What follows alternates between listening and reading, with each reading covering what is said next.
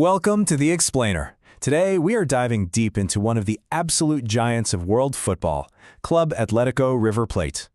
First things first, you gotta know this nickname, El Más Grande. It literally means the greatest. Talk about a bold claim, right? But it perfectly sets the stage for what we're about to uncover. So, the big question is it deserved? Well, in this explainer, we're going to break it all down. The history, the trophies, the whole culture, to figure out what really makes this Argentine club a true footballing giant. Okay, so to really get it, you have to go back, way back. The story of River Plate kicks off on May 25th, 1901, right in the heart of Buenos Aires. You know, the first thing that probably jumps out at you is the name, River Plate. It sounds, well, English, right, for a club from Argentina? The story is actually pretty cool. The founders were watching some workers play football down at the port, and they saw these big shipping crates stamped with the River Plate, which was just the English name for the local river. And boom, just like that, a legendary name was born. So yeah, the club's name was kind of an accident. But their other famous nickname, Los Millonarios, the Millionaires, that was no accident, not at all. That was a statement. So how do you get a nickname like the Millionaires? Well, you spend big. We're talking 1931, the very beginning of professional football. River Plate went out and spent a jaw-dropping $10,000 on just one player, Carlos Pucel. Now that might not sound like much today, but back then, it was an absolutely insane amount of money. It got everyone talking. And you think they'd stop there? Nope. The very next year, they did it again, completely shattering their own record. They dropped $35,000 on a star forward named Bernabé Ferreira. After those two huge signings, that was it. The nickname Los Millonarios was stuck for good. Okay, so they spent like millionaires, but did they actually win like champions? Oh yeah, the proof is right there in the trophy cabinet, and honestly, the numbers are just staggering. Let's kick things off with the big one, the Domestic League Championships. River Plate holds the all-time record in Argentina with 38 titles.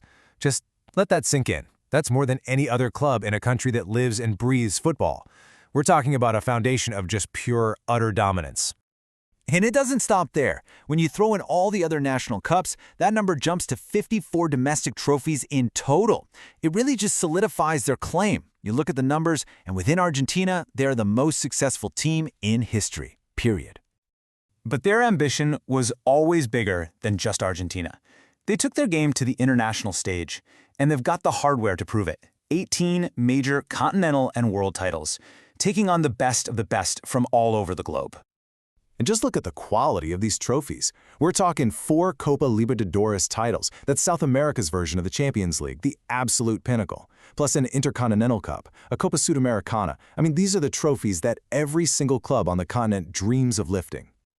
But you and I both know that greatness in football isn't just about what's in the trophy case, right? It's about identity. It's about culture. It's about a legacy that means something more than just winning games. And for River Plate, nothing says identity more than their jersey, that iconic white shirt with the bold red sash running across it. They call it La Banda. I mean, look at this photo from 1908. They were already wearing it over a century ago. The legend says the stripe was just inspired by a red ribbon from a carnival float, a simple, almost random choice that became one of the most legendary kits in football. And that jersey carries so much weight. The club president back in 1932, Antonio Liberti, he really captured it perfectly. He told his players, "Take care of it, boys, because this is the River Plate jersey." It was never, ever just a uniform. It was and is a symbol of the club's entire soul. So where do they wear that famous shirt? In their fortress, the Estadio Más Monumental. We're talking about a stadium that holds over 85,000 people. Think about that. It's not just a stadium, it's the largest in all of South America. It is an absolute cauldron of noise and a nightmare for any team that has to visit. And that stadium is also the stage for what might be the single most intense rivalry in all of sports, the Superclásico, River Plate versus their crosstown rivals, Boca Juniors. This isn't just a game. It's born from history, from class divides. It's a fixture that literally paralyzes the entire country and defines what Argentine football is all about. Okay, so let's recap. We've got the history, we've got the mountain of trophies, and we've got this incredible culture. But there's one more piece to the puzzle of a truly great club, right? It's the legends it creates, the players who wear the shirt and then go on to conquer the world. You can see it right here.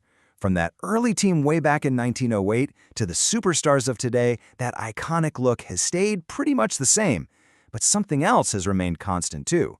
River's unbelievable knack for producing some of the world's greatest football talents. I mean, this list is just ridiculous. It starts with an all-time legend like Alfredo Di Stefano, who went on to define an entire era at Real Madrid, and it goes all the way up to modern-day World Cup winners like Julian Alvarez and Enzo Fernandez. You've got names like Crespo, Mascherano, Falcao in between. It's not a youth academy, it's a superstar factory. So, that brings us right back to where we started. El más grande? The greatest? After everything we've seen, have they actually earned that title? Well, when you lay all the evidence out on the table, the record-breaking number of titles, the glory on the international stage, the biggest stadium on the continent, and that insane production line of superstars, suddenly their case for being the greatest looks pretty darn compelling, doesn't it? And that leaves us with one last thing to think about. Lots of clubs have trophies, lots of clubs have history, but how many clubs can say they've truly shaped the identity of an entire football-mad nation for over a century? You see, for River Plate, greatness was never just about winning. It's about being an institution. And maybe that is what truly makes them El Más Grande.